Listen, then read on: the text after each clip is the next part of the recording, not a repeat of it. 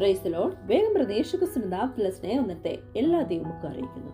ഈ അനുഗ്രഹിക്കപ്പെട്ട ദിവസം ദൈവമക്കളുമായിട്ട് ഷെയർ ചെയ്ത് ദൈവന്റെ മനസ്സിലേക്ക് തന്ന വാക്യം യോഹന്നാൻ 9:1-3 വരെയുള്ള വാക്യങ്ങൾ.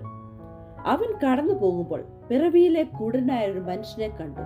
അവന്റെ ശിഷ്യന്മാർ അവനോട്, റബ്ബി, ഇവൻ കുരുടനായി പിറക്കത്തക്ക വേണം ആർ പാപം ചെയ്തു, ഇവനോ ഇവന്റെ അപ്പനമ്മമാരോ എന്ന് ചോദിച്ചു.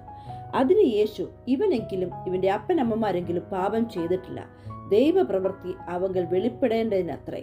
ആമേൻ. അനുഗ്രഹിക്കപ്പെട്ട വാക്ക്, ഈ അനുഗ്രഹിക്കപ്പെട്ട ദിവസം കർത്താവ് നമ്മുടെ ജീവിതത്തിൽ പ്രധാനമായി തന്നതിന് നന്ദി പറയാം. ഈ ഒരു വചനം കേൾക്കുമ്പോൾ തന്നെ ദൈവമക്കളായ നമ്മുടെ ജീവിതത്തിൽ കർത്താവ് അനുഗ്രഹിക്കപ്പെട്ട ഒരു മറുപടി അല്ലെ.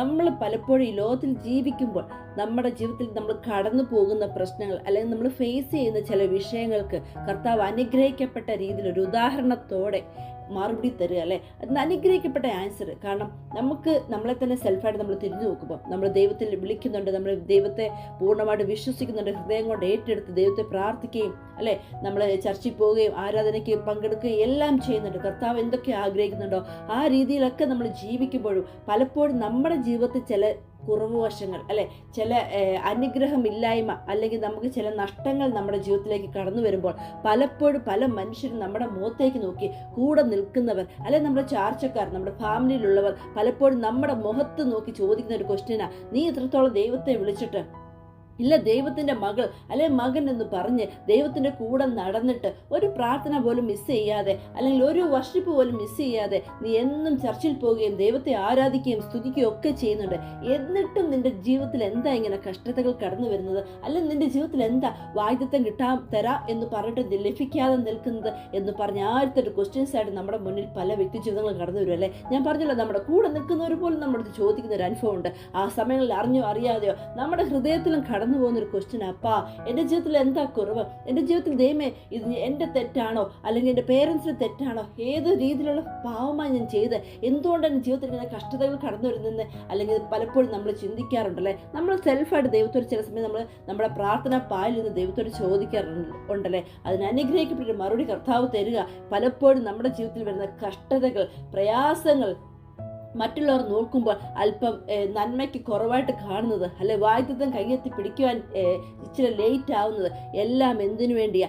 ദൈവനാമ മഹത്വത്തിന് വേണ്ടിയാ അല്ലേ. കാരണം ഒന്നെനിക്കറിയാം, നമ്മുടെ ജീവിതത്തിൽ ദൈവമക്കളായ നമ്മുടെ ജീവിതത്തിൽ കർത്താവ് ഒരു കാര്യം തരുന്നുണ്ടെങ്കിൽ, ഒരു ഗിഫ്റ്റ് തരുന്നുണ്ടെങ്കിൽ, ഒരു വാഗ്ദത്തം നമുക്കായി ഓപ്പൺ ചെയ്യുന്നുണ്ടെങ്കിൽ ഒരിക്കലും അതിൻ്റെ ഒരു പേരും ആ ഒരു പേര് ഒരിക്കലും മറ്റൊരു വ്യക്തിക്ക് പോകാൻ കർത്താവ് ആഗ്രഹിക്കുന്നില്ല. ആ മാനവും പുകഴ്ചയും എപ്പോഴും ആർക്ക്? ദൈവം തന്നെ റിസീവ് ചെയ്യാൻ ആഗ്രഹിക്കുന്നത്. ഒരു മനുഷ്യൻ നമ്മൾ ഡിപ്പെൻഡ് ചെയ്തോ, ഒരു മനുഷ്യനെ നമ്മൾ കീഴിൽ പോയിട്ട് അവർ മുഖേന ലൈഫിൽ ഇങ്ങനെയായി, അവർ മുഖേന ജീവിതം പച്ചപിടിച്ചു അല്ലെ, അവർ മുഖേന ജീവിതത്തിൽ നന്മയുണ്ടായി എന്ന് പറയുവാൻ തക്കോണം ഇടയാവാൻ ഒരിക്കലും ദൈവം ആഗ്രഹിക്കുന്നില്ല. എപ്പോഴും ദൈവം ആഗ്രഹിക്കുന്നത് ദൈവത്തിന്റെ സപ്പോർട്ടിൽ അല്ലെ, കർത്താവിന്റെ സപ്പോർട്ടിൽ നമ്മൾ ജീവിക്കുവാനും നമ്മൾ സെൽഫായി നിൽക്കുവാനും തക്കോണം. അതുകൊണ്ട് തന്നെ പല നന്മകളും നമ്മുടെ ജീവിതത്തിൽ വരാൻ വൈകുമ്പോൾ മനുഷ്യരെല്ലാം മാറി നിൽക്കുന്ന സമയത്ത് കർത്താവ് നമുക്കൊണ്ട് എഴുന്നേൽക്കുന്നത്, പ്രവർത്തിക്കുന്നത്. കാരണം എന്നാ?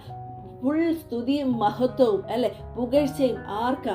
ദൈവത്തിനുള്ളതായിരിക്കണം. നമ്മുടെ ജീവിതത്തിൽ നമ്മൾ മരണം വരെ നമ്മൾ എന്തു പറയണം? എൻ്റെ ദൈവം എന്നെ വഴി നടത്തി, എൻ്റെ ദൈവം എൻ്റെ കഷ്ടതയിൽ നിന്ന് എന്നെ വിടുവിച്ചു, വാഗ്ദത്തം തരാമെന്ന് പറഞ്ഞ ദൈവം തക്ക സമയത്ത് എൻ്റെ കരങ്ങളിൽ എത്തിച്ചു, എന്നെ അനുഗ്രഹിക്കാമെന്ന് പറഞ്ഞ് ദൈവം എന്നെ അനുഗ്രഹിച്ചു എന്ന് പറഞ്ഞ് കർത്താവിന് സ്തുതിയും മഹത്വം കൊടുക്കാൻ കർത്താവ് ആഗ്രഹിക്കുന്നത്. അതൊരിക്കലും ഷെയർ ചെയ്ത് ഒരു വ്യക്തി ജീവിതത്തിനോ ഒരു ഫാമിലി മെമ്പേഴ്സിനോ കൂടെ നിൽക്കുന്ന കൂട്ടുകാർക്കോ ആർക്കും ഷെയർ ചെയ്യാൻ കർത്താവ് ആഗ്രഹിക്കുന്നില്ല.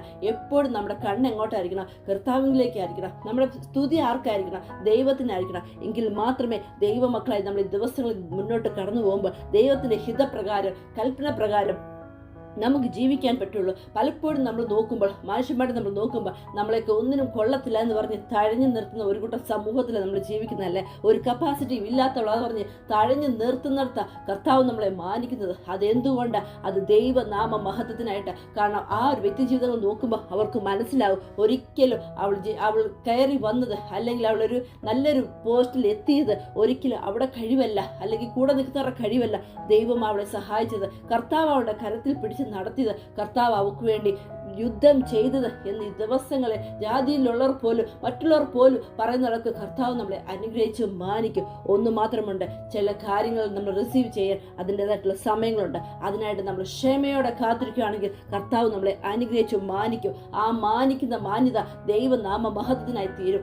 ആരും അതിൻ്റെ അവകാശം എടുക്കുവാനോ കെയർ ഓഫ് എടുക്കുവാനോ ദൈവം സമ്മതിക്കത്തില്ല. അതിനാൽ തന്നെ ഈ ദിവസങ്ങളിൽ ചില കഷ്ടത്തെക്കുറിച്ച് നമ്മൾ കടന്നു പോകുന്നുണ്ട്. നമ്മുടെ വാഗ്ദത്തങ്ങൾ കിട്ടാൻ ലേറ്റ് ആവുന്നുണ്ടെങ്കിൽ ദൈവമക്കളെ ഒരിക്കലും ഭയപ്പെടേണ്ട കാര്യമില്ല, വിഷമിക്കേണ്ട കാര്യമില്ല.